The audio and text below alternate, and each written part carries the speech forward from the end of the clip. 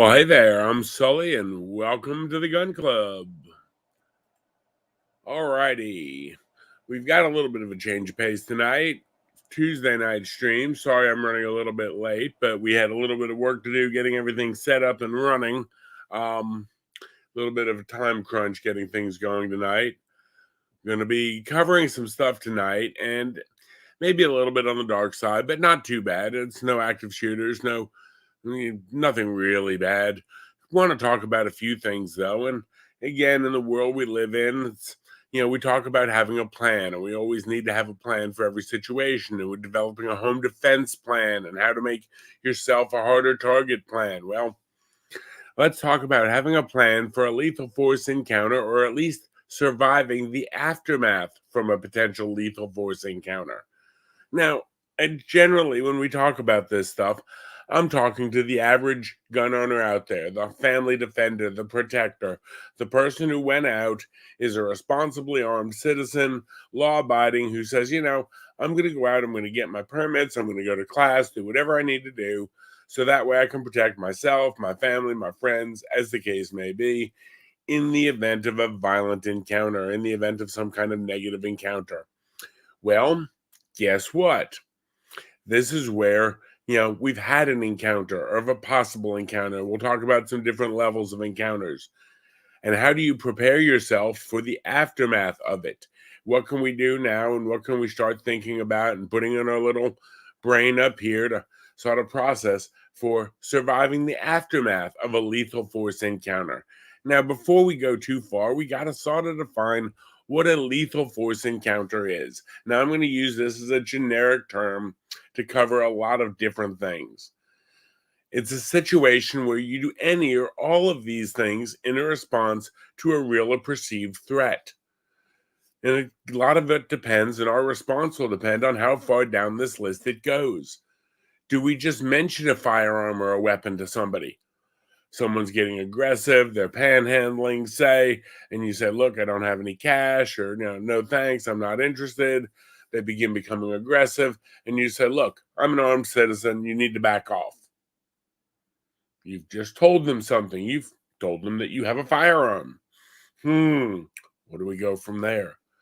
Perhaps they don't decide to leave and go the opposite way. They decide that they're going to push that. Maybe they decide to call your bluff that you're not really armed. So do you actually pull back your jacket and expose the fact that, yes, I'm armed? Do you clear the thumb brake on your holster because they're becoming more aggressive? Do they engage with some sort of a weapon? Do they try to use physical size and strength or multiple individuals as a weapon? Are they trying to, again, coerce you? It's the old story of coming up, hey, buddy, can I have $1? Or, hey, you better give me $1. How much money you got in your wallet? It's a nice phone you got there. Again, what are you seeing? What are you doing? And how you're reacting? Look, I don't want any trouble. Back off. Leave me alone. Pull your jacket back. Say, look, this ain't going to end well. You need to back off. Go on. Do you have to draw your firearm from its holster? Do you have to pull out pepper spray? In the case of non-firearm, is it an edged weapon that you pull out? Something that you use to protect yourself, your family? Again, edged weapons, not always the greatest. Do you have a stun gun in your purse or a bag that you pull out? And you say, look, I'm telling you, stay away, back off. How far does this go? Do they produce a weapon and you say, hey, look, stop, we're backing off, or do they keep pushing the issue? Do you actually have to bring your firearm up to low ready or aim it at the threat? That could be called brandishing. It's not brandishing, it's not a crime if you're justified in doing it based on the fact that they're presenting a perceived threat. You told them at the 5-foot mark or 5-yard mark, look, back off, leave me alone. I don't want any trouble, leave me alone. Put the weapon down, stop, I'm calling the police, stop. You want to say that, and you want to make sure it's said nice and loudly. Why? Because you want all the people standing around to be watching what goes on. The last thing you want is one of those people to say, I don't know what was going on. He just started shooting at that poor boy for no reason. Meanwhile, you've told him to stop 5 times. This is not the time to avoid making a scene. This is the time to make a scene. You want to draw the attention of the world. You want to have those 5 or 10 witnesses standing around all saying, yeah, he told him to stop 5 times. Then he told him to put down the knife 5 times. He kept saying it. He was backing up, telling him, look, stay away, put the weapon down, put the knife down, go away, put the knife down. You want that. You want them to be aware of that and see that. What happens if you actually have to discharge your firearm in a defensive situation? We're going to have a lot of people coming, and we're going to talk about how this plays out, because having an idea now of what to do then is going to be really good. Newsflash: when you confront someone, or when you end up in a lethal force confrontation or a lethal force encounter, well, let's just say your brain's not going to make really good decisions at that moment. We're going to revert to our lowest level of training. We tend to short wire the brain. Why? We tend to act from instinct instead of thinking. Sometimes that instinct is good. It's a protective instinct. It's a fight or flight. Sometimes that instinct is bad. And in the aftermath of a lethal force encounter, sometimes that instinct can get us in a lot of trouble. And it'll also make things a lot more difficult to get out of trouble, possibly more expensive too. First thing we have to do is understand, is the attack over? Is that threat still a threat? Is that person still a threat? Did they give up and they've run away and you watch them go 50 yards down the road? Or did they just retreat to a position of cover so they could draw a weapon? Are they wounded and have they given up? We're coming at you with a knife. You've been forced to fire your weapon. You fired your weapon. They've dropped the knife, and now they're saying, please don't kill me. Okay, they've wounded. They've given up. Once they stop, you have to stop. Now, if they have a firearm, even if they're down and wounded, can they still be a threat? Yes. Can they be down on one knee and still operate a firearm? Yes. They can't really charge at you with a knife if they're down on the ground, though. So again, where are we at? Have they given up? Have they not given up? Has the attacker been totally neutralized?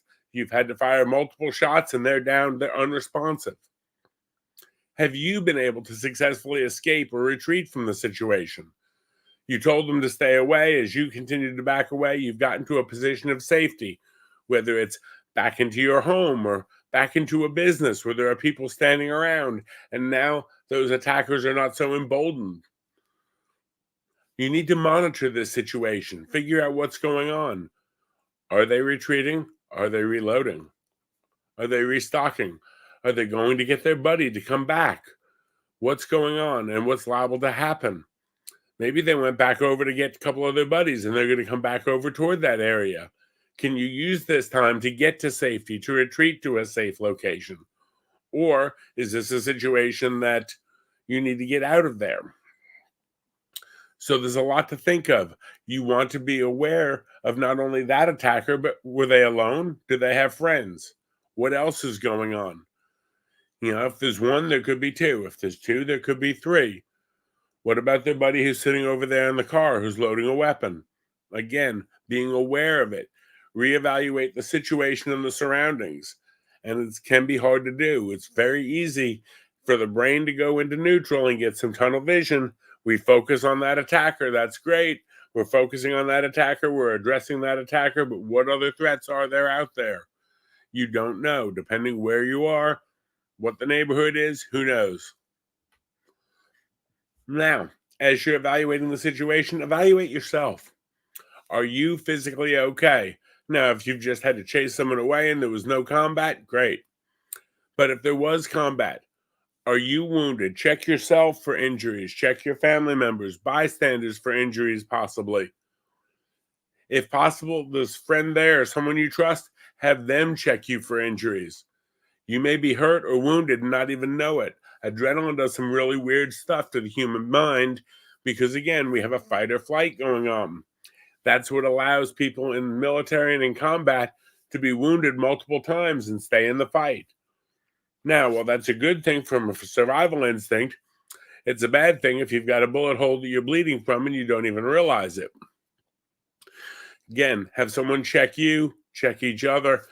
If someone is injured, provide first aid as much as you can, if possible, if you've got some training. And this is again when we come to pre planning. That's great that we're planned to be protectors and defenders. And that's what we try to do. But we have the question that comes in, do we know how to do basic aid care, first aid, deal with that? Folks, if you don't, hit me up. Not only do I teach a lot of first aid, I'm paramedic. We teach a lot of medical classes at our training center. We also have several videos online dealing with basic aid and basic aid training, things that you can learn and practice on your own. If you want, I can even do a basic class online for you. I do it fairly cheap. Why? Because surviving the aftermath is not more than not only protecting and getting through that encounter, but what comes after that. Now, if the attacker is down, use extreme caution in providing aid to them. Are they playing possum? Are they trying to sucker you in? You don't know.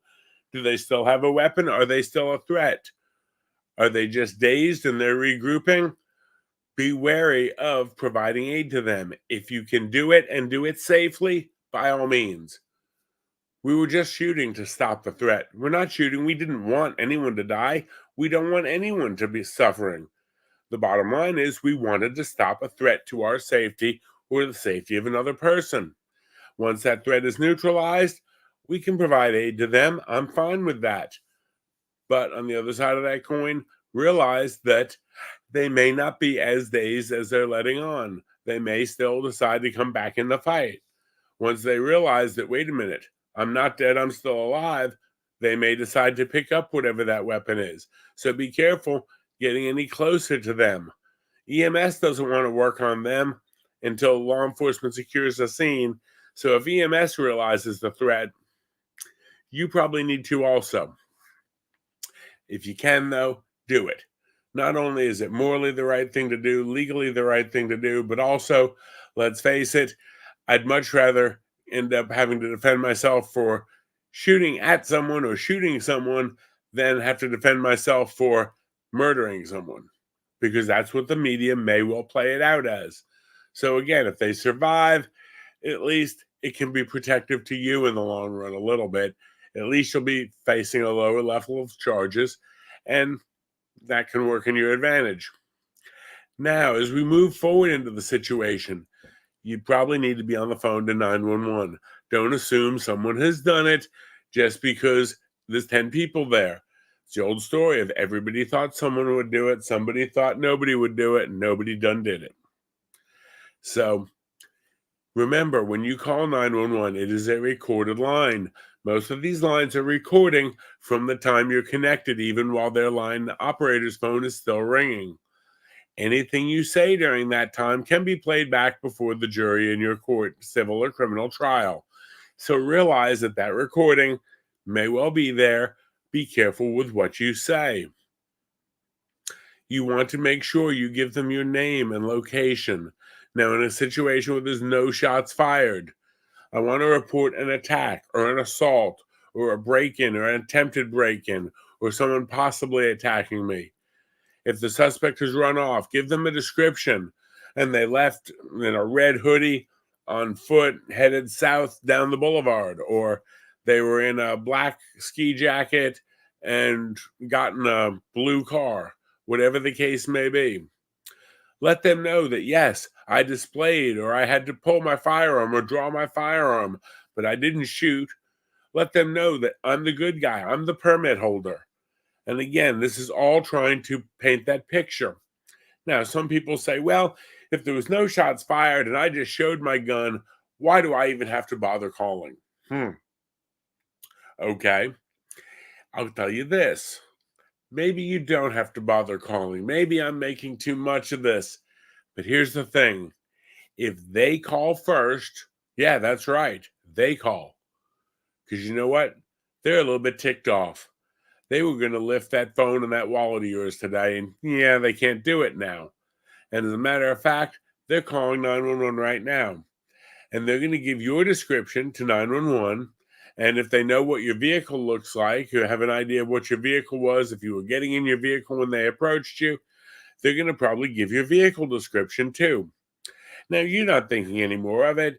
You may be calling your spouse or calling the family saying, "You're not going to believe what just happened. I was just attacked outside the grocery store. I was getting in my car, and this guy came up and said, 'Give me your keys.' I pulled back my jacket. I showed him my carry weapon. He dropped his knife and he ran off." Okay, sounds like a really good story. You actually won the battle without having to fire a single shot. You don't even have to clean the gun. Epic. Here's the thing. He's calling 911 right now. Yeah, I went up and asked this guy if he had a couple of bucks, and he told me to get my blah, blah, blah, blah, blah away from him. And he called me all these racial names. And then he pulled a gun on me and told me he'd blow my, you know, yeah. So the police then have a description of your car. And about 5 minutes after you get off the phone with your family on the way home, you see blue lights behind you. But it's not just one set, there's two or three sets. They're going after an armed and dangerous suspect, and they will treat you as such. You will most likely end up ordered out of the car at gunpoint. You will most likely get to do the whole walk backwards with your hands up in the air, get down to your knees, go face down on the ground, put your hands behind your head. And at that point, then they'll have you in custody for aggravated assault with another weapon or whatever the charge is in your jurisdiction. Wait a minute. Officer, I'm the good guy. I'm the good guy. Put your hands above your head. The first person to call 911 is typically going to be the victim. The person the police get the information from is the victim, and then they go out and arrest the suspect. So congratulations, you're the suspect in the aggravated assault. And then they find your concealed carry weapon on you right where he said it was, where he told them you drew it from. And before you know it, you're being charged.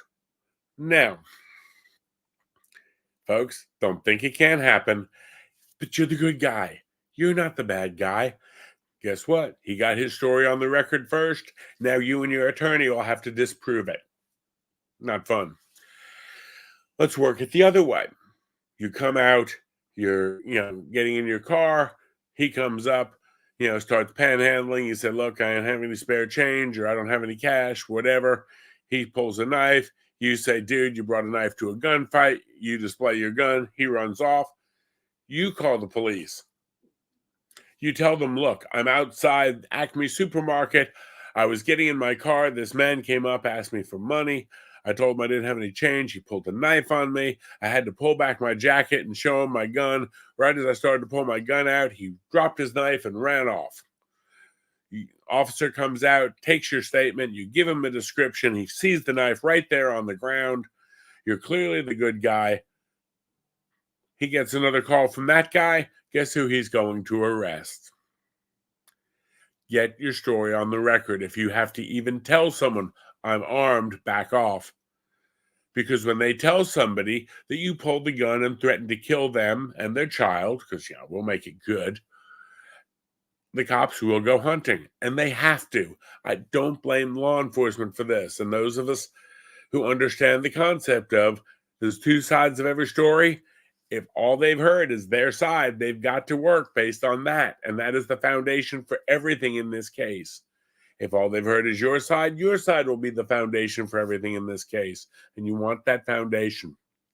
So even if there's no shots fired, definitely get on record with law enforcement. Let them know what's going on. Give them a suspect description. Let them know, "Look, I pulled back my jacket, or I did this. He had a weapon, or he was doing whatever. He kept closing on me. He put his hands on me. He was telling me to give him my phone or my keys," whatever the case may be.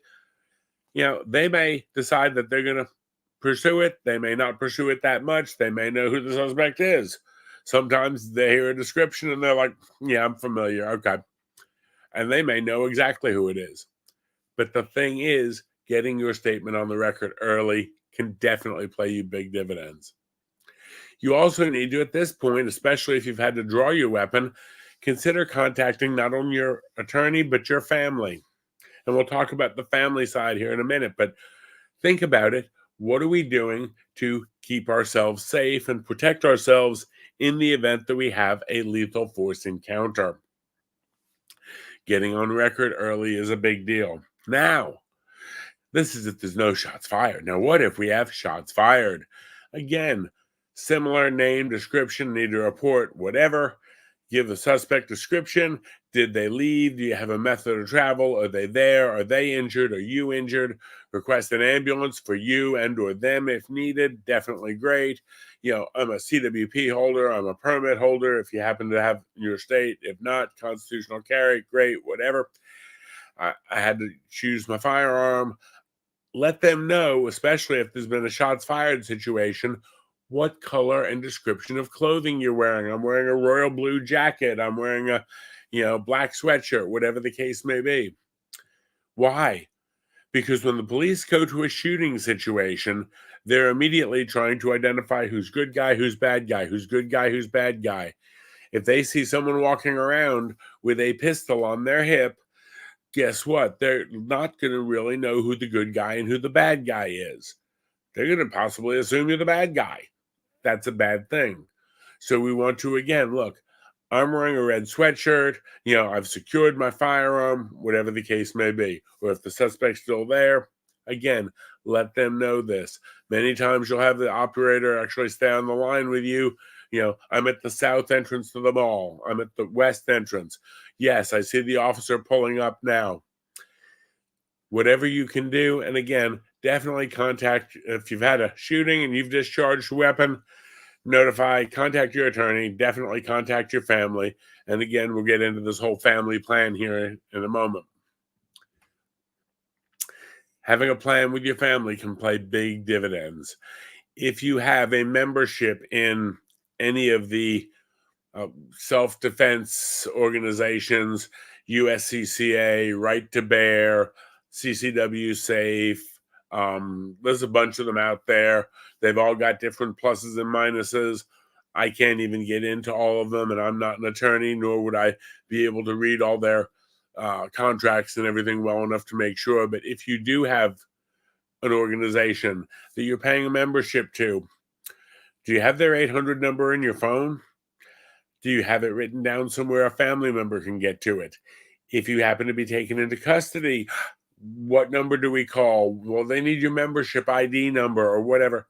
Guess what? Having that all written down for your family can pay big dividends. What else do we get to? Well, I know when you have an emergency bail fund or information on anything or that type of thing, keep it written down. Also, make your family aware that if this happens, look, I'll tell you that I've been involved in an incident, that I'm okay. I don't even want to get into specifics because, again, while they can't necessarily subpoena a spouse to testify against you, if it's a boyfriend, girlfriend, depends on, jurisdiction. I'm not a lawyer. If it's a parent or something, again, depends on jurisdiction. I'm not a lawyer. But again, anyone, don't speak to the media, don't speak to the police, don't speak to investigators. They don't need to talk to anybody because, again, you got this time to give them the heads up and let them know to do this, don't do any of that, and where the emergency number is for XYZ firearm safety company who's supposed to cover this, that, and the other, to make them aware of it. It's great that if you're paying for something that has coverage in case you get taken into custody and need a bond coverage, but if you don't know the number to them and you can't really find it in your phone or in your console in your car when you're in the jail, be a problem. Have this stuff planned out in advance. Might mean you get out 8 hours earlier. Could be kind of nice. Also, depending on the nature of the incident, think about it, where you live, how safe your family is. They may even need to relocate and discuss this in advance. This is not a situation that you want to try to figure it out on the fly as far as if they need to relocate. Now, any phone conversations you have with them from your phone to their phone, that's cool.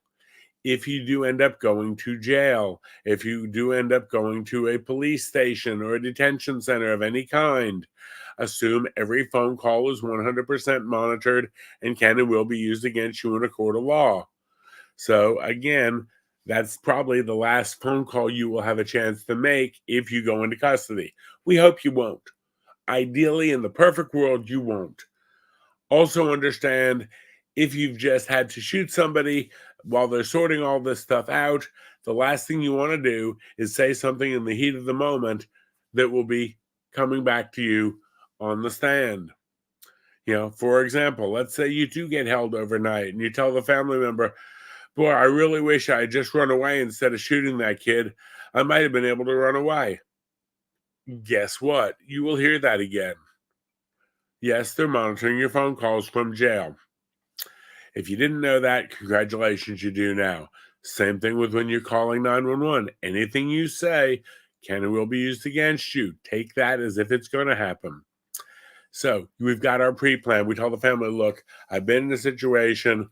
I end up having to use my firearm. I'm okay. I'm fine. Get the stuff out with the plan and go through the plan. And the plan should have in it, call XYZ company. Let them know my membership number is X. I've been involved in a situation, don't know what's going on yet, but I may be transported to XYZ County Detention Center. Some of them have 24-hour service numbers on call. They will actually be able to start getting ready and monitoring for your case at that point.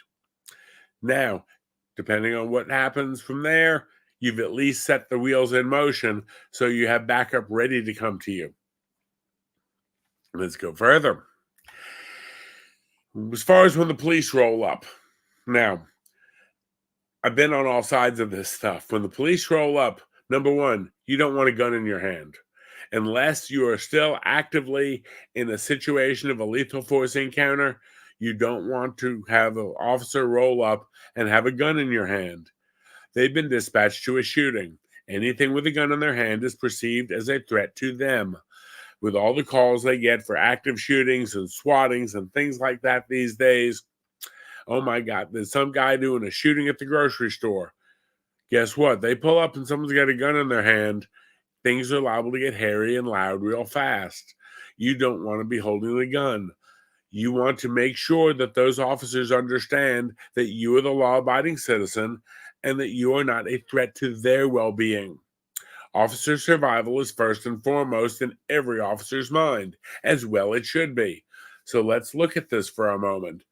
We roll in, officers coming in from all over the place, blue lights are screaming, they're at a heightened sense of alert, and guess what? You want them, look, hey, I've got nothing in my hands. I put the firearm back down there in my holster. We don't say I put it right there. We don't act like you're reaching for it. Here's my hands. I'm not a threat. I'm the good guy. The bad guy's over there. If they say they, we should take your firearm, they're going to take your firearm. If they say they want to put you in cuffs or pat you down, let them do it. It's not the time to argue with them, not the time to, provide any kind of resistance. They, at that point, their ultimate number one goal is to render the scene as safe as possible, which means they're the only ones with the guns.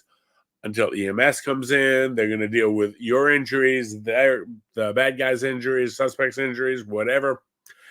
They can't let EMS in normally until the scene is secure. The scene isn't secure even if it's a good guy running around with a gun on the scene. So they're going to want to secure that firearm to let EMS come in. That's fine. Let them do it. The road officer on scene is going to make very, very, very few consequential decisions. The road officer's job on scene is to secure that scene, start the investigation, sort of figure out what all has happened as far as, okay, he shot him or she got shot by him, and we've got the weapons, we've got the bullets, and we've notified the investigator on call, whatever the case may be. So there's not a lot you can really tell that first-in officer that's going to make a difference in your life.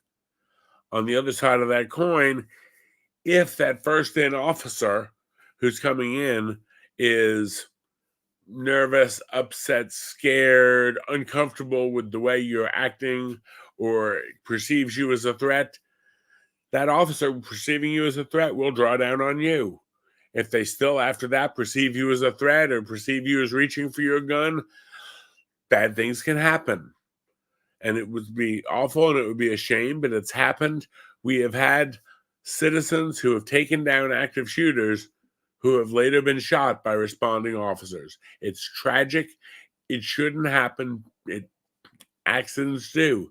Friendly fire will happen sometimes. So again, make every possible way to know that you're not the threat. Again, we had a concealed carry holder who took down an active shooter, went over, actually disarmed the active shooter by taking the AR-15 away from him. And then guess what happened? Law enforcement pulled up to the man shooting with an AR. There's a man standing there with an AR. And guess what happened? Yes, he was shot and killed. And it's tragic and it's awful. Again, shouldn't happen, but it did. Make sure those officers realize you're not the threat. You're not the problem. Here's my hands. I've got nothing. They do not want to shoot the wrong person. They do not want to have a bad episode happen. On the other side of that coin, they're human beings. And again, you look how many officers we're getting that are attacked, how many officers we're getting are ambushed, shot, whatever the case may be. They see an unknown with a gun in their hand. Let's face it, the last 10, 15 times they've dealt with a stranger holding a gun has been trying to kill them. So we need to keep that in mind. I know you're the good guy. You know you're the good guy. Please make them know you're the good guy. Now, as far as what you want to say to them, first off, remember, anything you say can and will be held against you in a court of law. We've all heard Miranda rights. Again, I'll say it. Anything you say can and will be used against you in a court of law, whether it be civil or criminal. Civil being a lawsuit, criminal being a murder charge. Let them know basically these 4 points. I was attacked by that person, either rode away, drove away, bicycled away, ran away, whatever the case may be, or that person's right there. Point out anything that's evidence. They had that stick in their hand. They had that rock in their hand. They were swinging it like they were going to hit me. Okay, they had that knife. It fell over there in the grass. Point out anyone who's a witness. And they saw it because they were standing right there. And, you know, there's a camera right there on that light post. Let them know that you've called an attorney and you wished for your attorney, he or she, arrives to make any formal statements or sign a complaint. Honestly, I was attacked by so-and-so. I pulled my gun, shot him. You know, he's right there. You know, the weapon he had is right there. They were the witnesses. And I don't want to make any formal statement until my attorney arrives. There you go. Realize the fact, we know you're the good guy. You know you're the good guy or good girl. The thing is, you want to make sure they do. You never know how things can get twisted and manipulated by the media, by an overzealous prosecutor, by a prosecutor who just doesn't understand. Like I said, the vast majority of shootings that they deal with are murders, not self-defense. The vast majority of, people with a gun in their hand that police deal with are bad guys, not civilian protectors. Although hopefully, at the rate that gun community keeps expanding, we'll have more and more civilian protectors. Love to see it. I'd love to see where the police roll up and say, oh, yeah, definitely civilian protector. We're used to it. We've seen this routine before. Unfortunately, it's not the world they live in. And we have to understand that. A few don'ts, and these are big don'ts. Don't alter or disturb the scene in any way to try to make it maybe a little bit more favorable to you. The old joke was, if someone tries to break into your house and you shoot them on the front porch, well, you need to drag the body inside. No. Number one, it's tampering with a crime scene. Number two, the fact that you were tampering with a crime scene makes you kind of suspicious of being more guilty from the get-go. And if you're more guilty from the get-go, what are they saying here? Well, obviously, he knew he shouldn't have shot so-and-so, but, he tried to dummy up the evidence to prove that he could. It's called evidence of a guilty mind. And when you get into evidence of a guilty mind, if you try to stage or falsify or tinker with or fortify a crime scene at all, they use that as evidence of the fact that you knew you shouldn't have shot, you knew it wasn't justified.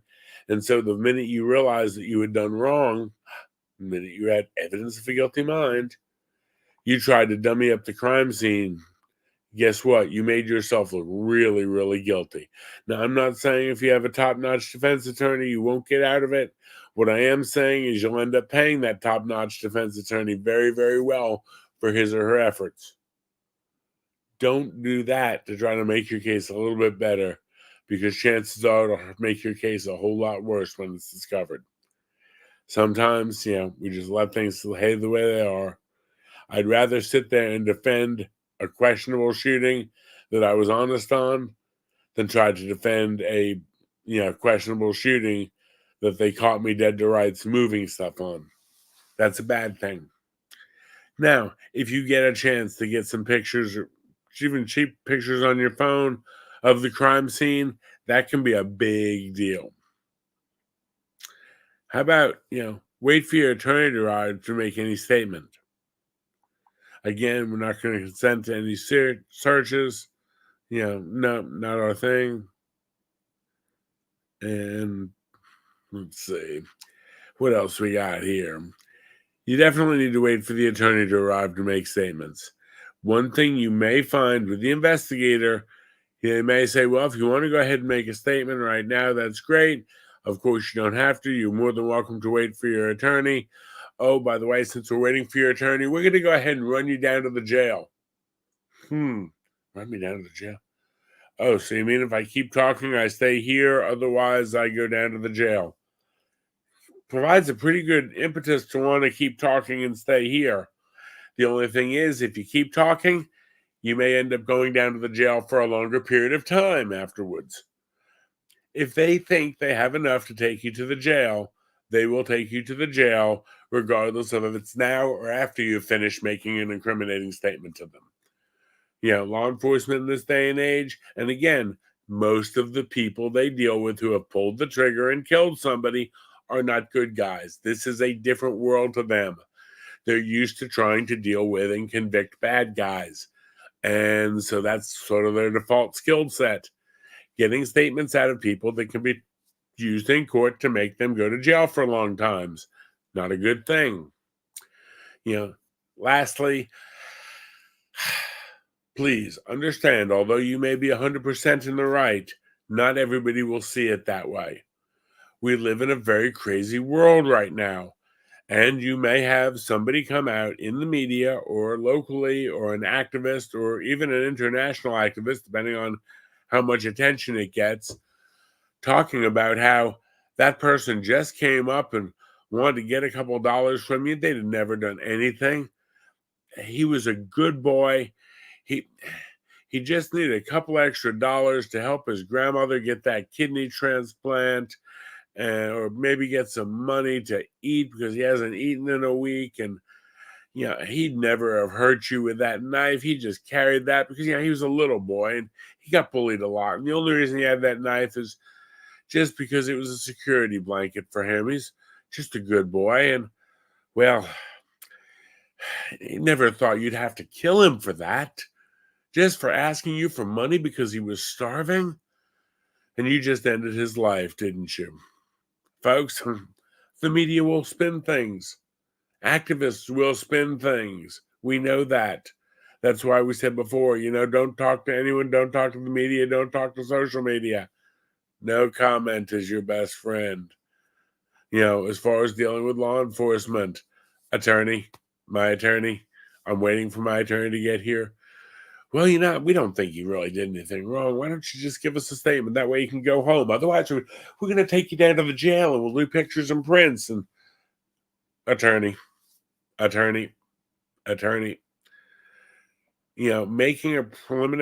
a statement when you're not ready and when you're not 100% sure of the facts and your attorney's not there, guess what? It can serve no purpose.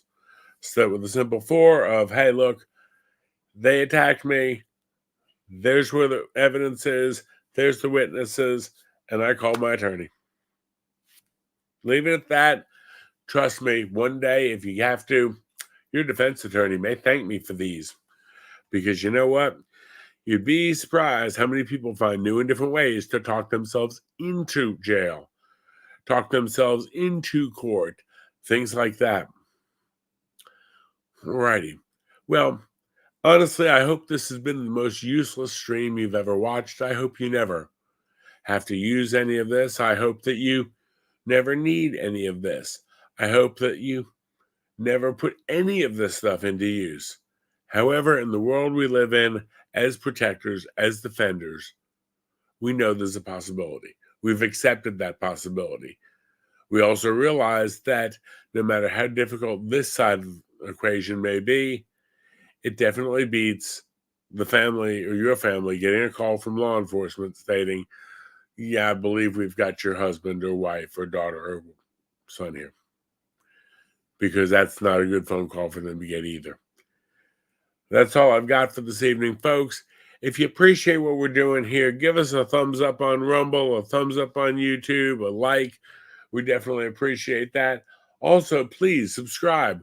We're trying to get our follower count up some more. We've got some really cool swag that we're going to start giving out when we hit some of our better following counts.